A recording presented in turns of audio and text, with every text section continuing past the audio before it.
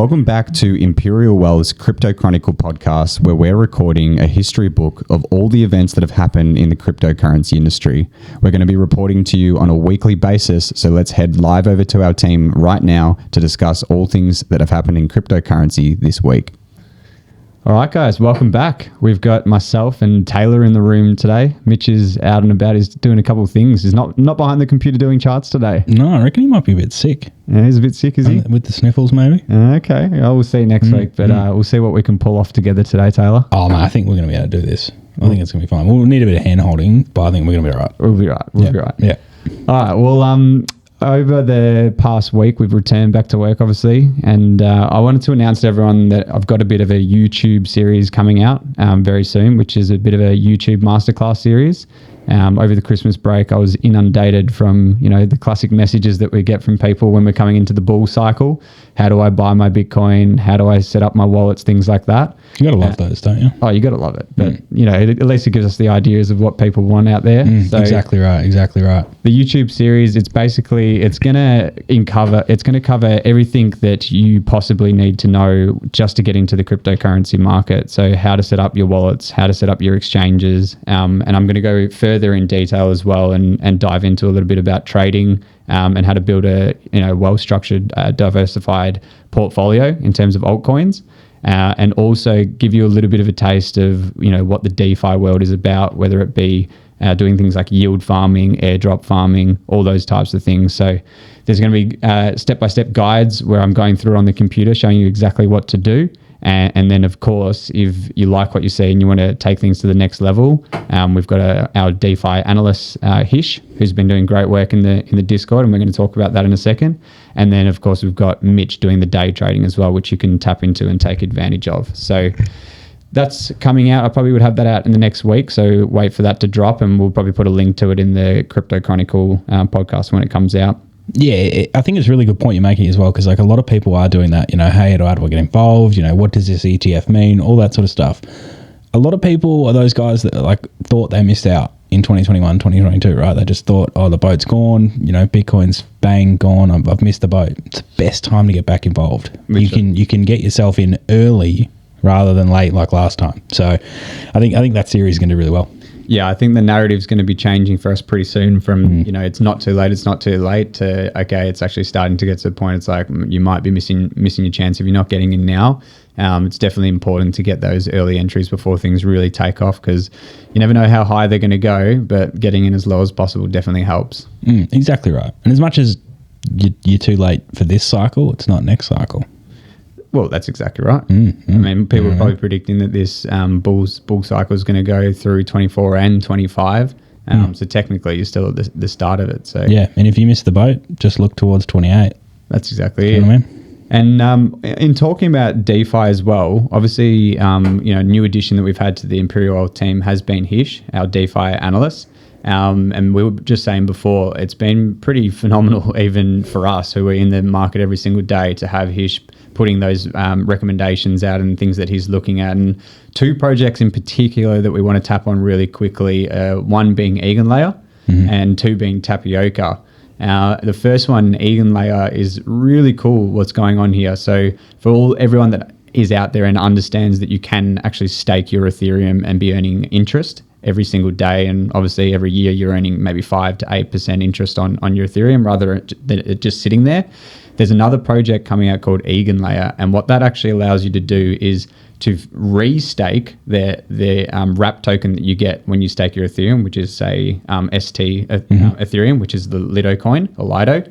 And you can earn interest on the staking coin as well. So you're earning interest on interest. The double, exactly. So that's, at first, some people probably looked at it and go, oh, okay, how's this possible? But the industry is really turning towards it. And this could be a major part of the DeFi industry coming up. So, of course, when these things happen, everyone wants to kind of get a taste for it. And we're actually starting to see, I think Hish listed about 8 projects that may be airdropping to anyone that is using Eigenlayer. On your STETH, what's the staking? So you basically well, let's talk quickly about the process. So you basically get a MetaMask wallet through MetaMask's own dashboard. You can then click on stake your Ethereum. Yep. And in return, basically what you're doing is swapping your Ethereum for ST Ethereum, and that's like a staked Ethereum. And in return, that token's going to appreciate in value about 8% a year because they basically go and stake the Ethereum for you. Yeah, exactly. So that's how you earn that 8% there. The ST ETH goes up in value. And then you then take that ST ETH token that you've got and you put it on EigenLayer. And at the moment, the benefit for doing that is a airdrop that's coming later. They're going to give you EigenLayer tokens. But all these projects that are kind of wanting to tap into this EigenLayer ecosystem are saying, if you are staking your ST ETH on EigenLayer, we'll give you an airdrop of our token as well. So the building blocks double dipping then, yeah, perfect. Yeah. Triple. Oh yeah, you get an airdrop plus the two interests. Yeah, right, of course, yeah. Exactly. So it's hard to keep up with these things if you've got your day job and doing all these other things, but strongly recommend checking out our DeFi course and joining the DeFi group on Discord. The feedback from our members has been pretty phenomenal, hasn't it? Mate. Hish, I don't know how he finds the time. Do you know what I mean? Like the guy, you could ask a million questions in there and he'll find an answer for you. Just give him 10 minutes and he'll find it. So, yeah, there's so much information in there. And like, obviously, when you do the course, there's a ton of different strategies. And like, personally, I'm very busy. You know what I mean? Obviously, working, everything else takes a lot of time. And so I only do one strategy, which is airdrop farming. There is too many airdrops. Yeah. Like, do you know what I mean? So it's so many. So there's so much. If you've got time and you know what you're doing and you're able to absorb that information, there's so much you can do. It's unreal, isn't it? Yeah. And then, of course, everyone's very familiar with the infamous Mitchell, who's unfortunately not with us today. But basically, if you are looking to trade and take advantage of that volatility that's in the market on a daily basis, then you'd be crazy not to be following the day trading service. The exact same. Our members are kind of posting in there every single day. Mitch, how are you possibly finding the time to pull all this information together, put all these trade setups together? Thanking him and obviously us, employees, part of the Imperial Wealth family are all following him as well. So I figured out how he does it though as well. Yeah, it's because he's up at 5 a.m. It's because he's up so early doing everything. So it's like you wake up and you got 15 messages and you're like, how? So like, yeah, he just works tirelessly to make sure that everyone's got all the information ready to go as soon as they're up and about. The early bird gets the worm. Exactly right. Well, that's good. So that's the three things. Just quickly to recap, there we got the masterclass series coming out for all our beginner people who are looking to buy Bitcoin, Ethereum, and start diversifying the portfolio. And then if you're looking to take things to the next level, we've obviously got our DeFi service, which is run by Hish, our full-time analyst, and Mitchell, who's running our day trading service as well. So make sure you inquire with us if you're wanting to get more information on that. But let's have a look at what's going on the fundamental perspective. Mitch has obviously put the articles together for us. And the first thing that we're seeing is BlackRock has unveiled their first advertisement of their ETF product. They're obviously launched through the IBIT. And it really looks like they're targeting a specific audience, doesn't it? Yeah, it's not going to win any awards for for our age group or below, but you know what I mean? Like what 20-year-old was putting money into ETFs? Pretty small percentage. Exactly. You know what I mean? Right. So they're obviously got their target demographic and they're pointing it straight at them. Exactly right. They're really targeting that older generation, the 401k, super funds. It's kind of good though. Yeah. Like when you look at it as well, it's also a good perspective because it's obviously bringing stability. Yeah, 100%. I mean, I specifically remember, when DeFi started first kicking off, I was explaining it at a family event and grandparents saying, oh, should we do this? I was like, probably not. Like, you struggle with your emails and things like that. It's not quite for you. And you feel bad saying it's not for you because they genuinely are interested and they're understanding the technology. But that's exactly what these ETFs are for. It's for going, okay, I understand, I appreciate, I know what Bitcoin is and I want to have exposure to it, but I just need someone else to do everything for me, essentially. Yeah, exactly right. So that's all well and good, but interesting to see that come out. And, recently, it's funny that this article comes up because, Taylor, you were wanting to get a bit of your lease done by paying through Bitcoin. So yeah, what's happened there? It's pretty funny. A BTC lease agreement between a landlord and tenant has been executed. Wow. Which I believe is the first time. It's in Argentina, so it's pretty groundbreaking in that instance. But yeah, literally, it was funny. I read this and I went, I've tried this before. I tried to pay to agree to pay in Bitcoin for my rental property, and obviously that didn't go ahead, which was quite unfortunate. So shout out to my rental agent. If you hear this, it's happening, all right? So you're moving to Argentina next year? Yeah, exactly right. Yeah, I know. I think I've actually got family in Argentina, so I could do it. I might have to hit them up and just see if they can pay with Bitcoin as well. There you go. Yeah, pretty interesting and quite a funny little story. It's obviously one of those ones that, makes you warm in your heart. Oh, well, I mean, you wouldn't have heard it 10 years ago, 5 years ago either. Last year, 2 years ago, exactly. 3 years ago, you know what I mean? So I remember like in the 2017-18 bull market, I think the first property might have been purchased. And then recently, the most recent one, that property in Turak was purchased with Bitcoin. So yeah, it's happening. It is happening. But I mean, the next point that we've got here is a bit going on with what's going with Coinspot. And basically, there's that distinguished point that you wanted to mention, Taylor. Yeah, so like Coinbase. So obviously, when it comes to these ETFs, obviously there's quite a lot of not necessarily uncertainty, but regulation around obviously what happens with that Bitcoin and how it's managed. Because put it this way, if FTX got it a few years ago, you're all screwed. So they're obviously just trying to make sure that obviously ETFs are looked after, and so obviously the funds when it comes to Bitcoin for a spot ETF are going to remain segregated.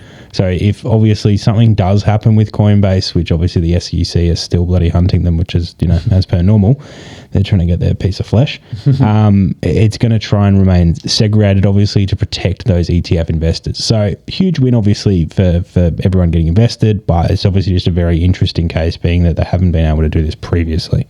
Yeah, I agree. It is a massive win because, we all understand how much money these ETFs are going to bring into the cryptocurrency market, and particularly flow into Bitcoin. And the worst thing that we could possibly see would be similar to what happened way back in its time, 2016 or whenever it was, like a Mt. Gox, the biggest kind of holding of Bitcoin just goes under. And it's never good for anyone. So probably good for that to be segregated. So we'll take that as a win for the industry. And then the ironic one next is where the legal battle between Coinbase and the SEC continues, which is just more and more ironic by the day, doesn't it? It's bizarre world, isn't it?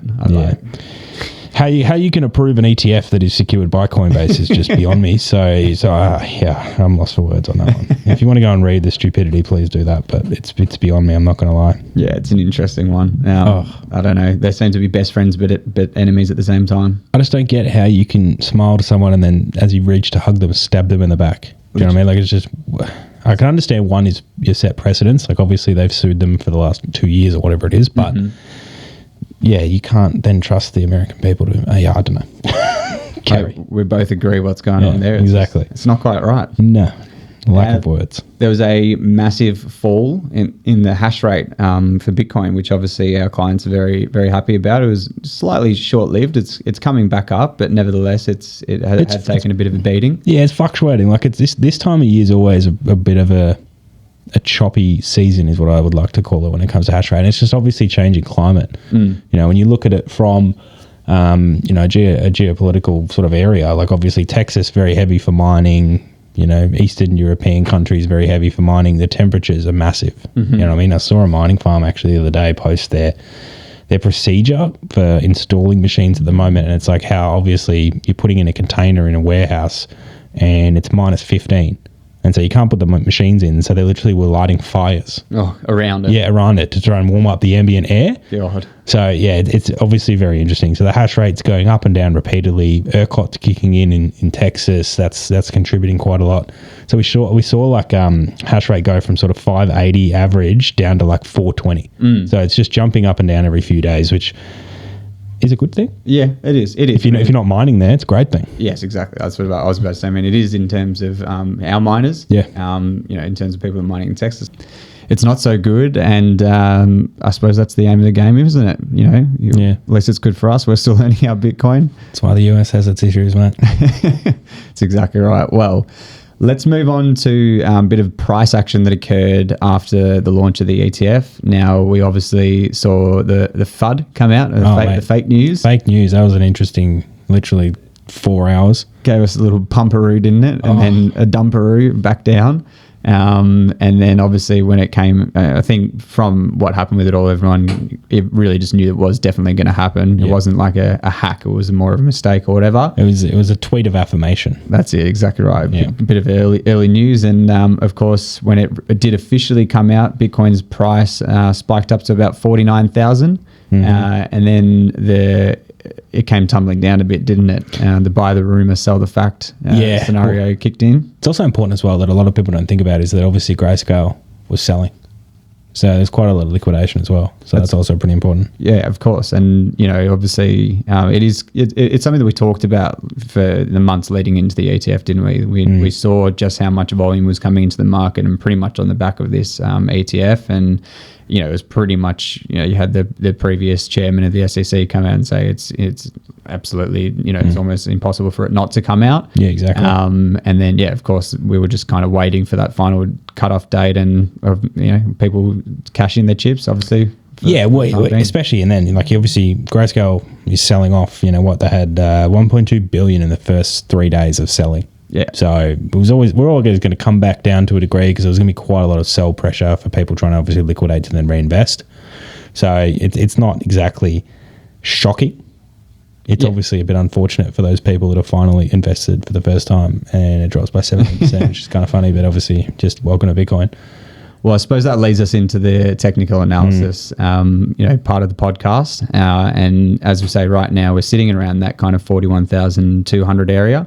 There's some key areas that we're looking at, and you never get the crystal ball out and try and predict what happens. You just got to define the ranges that you're within. And basically the main thing that we're looking at now is that support level around the 40K mark. We've obviously got the CME gap at 39,000, which a lot of people are expecting for that to be hit. If we hit that and kind of recover from there and start coming back into the 41s, 42s, then we probably even in the short term remain bullish. Yep. However, if we do break that 39,000, I think everyone's eyeing out that kind of 32, 33 level as the next level of support. But I mean, we were talking about it pre-podcast, and it's really important not to get worried or freak out about these scenarios. You've got to look at them as opportunities. That's where you beat the market. And I was saying to yourself, if that area comes, that 32, 33 level, I'd probably say it'd be the last time that we see sub 35K for a long time, if not maybe even ever. Yeah, as I said, I'd sell everything together. I'd sell the car. You'd be silly not to get some more position. Yeah. I did the same thing when we dropped down to 15. Non-financial advice, obviously, but this is just like I did the same thing when we dropped to 15, and it was like get as much as you can, and do you know what I mean? It's a long-term perspective. Obviously, if you're playing short, it's a different game. But obviously, we're not in that industry. You're in this industry for a long time. You buy it, you hold it, you wait. Exactly, it comes. The downside, obviously, of hitting that 32, 33 would probably be the effect on the altcoin market, I would say. Yeah, we said that earlier. It gets smashed. Yeah, I think we'd have a pretty substantial bloodbath. But again, it's another opportunity, isn't it? Those premium altcoins, which our Trading Academy members have all been privy to. And a lot of those positions that we're in on the Trading Academy are up over 100%. Oh, easy, yeah. Even those would probably come in a bit, but we'd probably look at it as a final opportunity to, pick up some more of them leading into the bull market. I know a lot of people who recently got onto the Trading Academy, were even umming and ahhing, do I take positions in those ones that you got into? And, it's still very, very low, still early days. Oh, very much. Even at these prices, it's good. But if that one more chance came, you'd be pretty crazy not to be having a shop. Well, and even then, a lot of people go, I'm going to wait for it to drop $1,000. Yeah. People get really cute about it. Just put 25%, put 50% in, and then wait to buy further or reinvest or whatever it might be. Don't try and be cute. You'll miss the boat. Exactly. Full disclosure on when it, we dumped from 49 down to 42 or 42 and a half, I think. I put a big buy in for myself anyway. It was pretty big. If it goes down to 33, am I going to be crying that that's down? No, absolutely not. We're how many months away from the Bitcoin halving? Exactly. The ETFs have just been approved. 2024, 2025, according to the Bitcoin cycles, are going to be bullish. You can't look at it as the $1,000, $2,000 entry or getting into a position and being negative for a month or something. Exactly. That's no big deal. It's all about getting in now and within that time period. So, Well, that's about it for the TA. Probably not as refined as Mitchell would usually do it, but we got there. I think we did all right. I think we did it right. I think we did it right. You know what I mean? Like, as much as we've told the people what they need to hear. Yeah, exactly. Like, you know what I mean? Like, I'm pretty sure from what we've said, they're going to be able to look at the chart and go, okay, that's what they mean. Yeah. So it's close enough. No, it's good. But of course, Mitchell does do a better job than us. So if you want to check out the Crypto Chronicle, the paper version, then head to the website and or get on the day trading service. Very much. Last but not least, we've got the mining report. What's going on in the mining world, Taylor? Look, obviously on the back of what we talked about earlier, being that hash rate jump around, it's been pretty good time. You know, obviously hash rate jumping around does obviously lead to, you know, greater rewards and vice versa. So it's been a pretty healthy month or two in the sense of mining itself. You know, as we were saying, actually pre-podcast, the interesting thing that's happened over the last 12 months is that transaction fee. You know, yes. You're talking now on a Bitcoin average over the past sort of 60 days, over the last sort of 6 months, the average has been around 1 Bitcoin per block, which is just crazy. Which Bitcoin mining calculators don't even factor in. It's so hard. It's actually the most frustrating thing because like everyone goes to the websites and they go, oh, it's not making that what you're saying it's making. And then when you put it online, they go, oh, geez, right, okay. He knows what he means. And it's like, well, because they can't factor that in. Yeah. I mean, they can, but it's harder. They don't. Doing it as a live average, it's just like, I've tried to get the guys, devs to do it, and it's just like, every time they just say it's just not possible, it's too hard, it's fluctuating every minute. Fair enough. But yeah, obviously the difference of what that means is because like when you look at it from the previous 12 months, sort of 2020 to 2023 sort of area, or just the start of 23, the constant average was around 0.15 to 0.2. Correct, yeah. Bitcoin per block. So we've done a 3 to 4x, which is obviously due to ordinals, transaction volume, you name it, people using Bitcoin more in everyday life, whatever it might be. So it's pretty exciting when you look at it from a futuristic perspective as to how far that can go. You know, what we were saying last podcast, I think it was that the world population using crypto is 6%. Yes, that's correct. And so, you know, it was 4% 2 years ago. So it's growing at a relatively rapid rate, particularly with the new bull run coming in. I anticipate we're probably going to hit 10 to 11, 12% or whatever it is probably in that period. That's only going to help Bitcoin miners further. And also, another thing I want to highlight is, so the block reward at the moment is 6.5 Bitcoin, right? 6.25 Bitcoin, my apologies.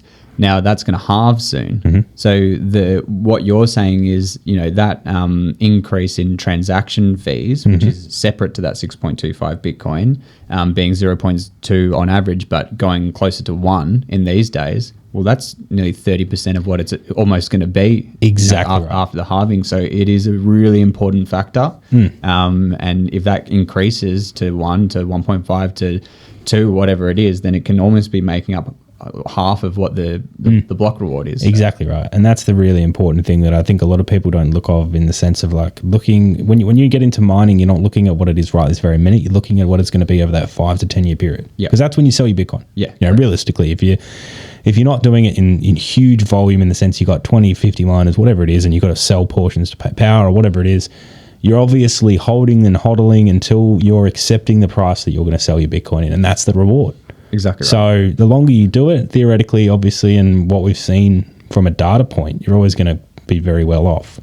And so if you're getting into mining now, as much as this halving is really exciting and the price is going to go up and it's all going to be happy days and everything, it really is irrelevant, because you should be targeting 28, 29, 30. That's it. That's when you're going to be wanting to sell your Bitcoin, or at least look at what is your best option at that point. Exactly. Stack the sats now. Yeah, exactly right. And so I guess the other part of that is also really important is the efficiency rating at the moment. You know, the average is around the 45 to 46 watts per terahash for a break even. Mm-hmm. And so that's really putting, you know, everyone in a positive standpoint at the moment, but particularly when you look at it from a halving perspective, you know, S19Ks and below, you're really going to be fine. As much as you might just be breaking even, making a small percentage, that's irrelevant. You're looking to hold that and wait until, you know, I would have no issue saying that probably post-halving peak bull run, you're probably looking at, you know, 50 watts per terahash, 60 watts as a profit margin. So exactly. It's about right.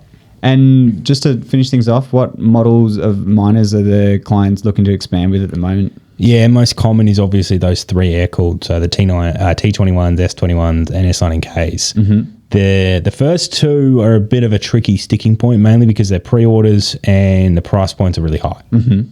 and to be honest, waste of money. We are not really pushing them to anyone, and that's mainly because you got to pay now and you get them in a month and a half, 2 months time.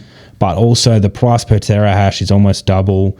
As much as your efficiency is a bit better, it's marginal. And so it's really the dollar spend, it's just not advisable. Whereas like S90Ks, we can have them online in 48 hours. Yeah. So from a monetary standpoint, mathematical standpoint, it's just not worthwhile. Yeah, that's what we always encourage is, you've got to look at how much you're paying per terahash, how much power draw are you using per terahash, but then of course how much you're paying for the entire miner. So exactly right. That's good. So S19Ks, that's the one people are looking to get the miners before things get out of control and can't get onto them. That's the one to expand with. Pretty much. That's the best ones at the moment. When it comes to altcoins, there's really not been much to talk about too much really. Like it's been pretty stable. It's been a bit choppy just with difficulty remaining pretty stable on majority of them, but price action falling off after Bitcoin jumping quite a bit. The main one's at Dash, which surprising as that might be, the difficulty dropped by like 20+% in the past 7 days. I did say that. I think it was 21%. Yeah, which it dropped about 11% the week prior. So it's having quite a bit of a pullback. So pretty decent profits on that. It's probably just due to a pullback in price, but even then it's only been about 7%, so it's not that bad. I have absolutely no idea, and I'm still looking at this, but CKB jumped by 273% in difficulty in the past week. It's I haven't looked into it myself either. So I've still got to say I'll come back next week after I actually look at what the hell is causing that. But pretty astronomical. But beyond that, everything's remained pretty stable. Casper's pretty much at the same point, except the price is down, which is a bit unfortunate, but that's just the market natural evolution. Light and Doge, similar. Everything's sort of just hampering and waiting until there's a little bit more direction as to what BTC and the mining industry sort of looks forward to. That's it. I mean, it's probably, similar to the market, like altcoins have had a bit of a rough time, Exactly. Cardano, Casper went from 14 cents down to now 10, 11 or so. So, it doesn't look as flush now, but sometimes that can be where you look to buy the equipment when it's a little bit cheaper and set yourself up for the long term. Yeah, exactly right. And actually, I forgot to mention, Cardano actually had a mad run. So they've actually had some really good profits over the last few weeks. The coin value pretty much almost doubled. Wow. And so it's done really well. So anyone who's still on KS3s and has been, passively sitting away and just letting it stack, great job. You would have had a really good last week. Well, that's probably enough for today. We'll be back next week, and Mitch will be here as well. But thank you very much for everyone for tuning in. And as we say, we've got that masterclass series coming out on YouTube soon. So if you are a beginner looking to, get a bit of more of a handheld, how to set up your wallets, how to set up your exchanges, and then start taking advantage of, our services and diversifying into altcoins, then make sure you watch that. And outside of that, stay tuned to the podcast, and you can check out the Knowledge Center and things like that, which are free resources. Hit us up on Discord if you're interested and want to have a chat. Obviously, I'm not getting enough people messaging me, so reach out, happy to have a chat, see if we can get some going for you guys. Absolutely. See you next week. See ya.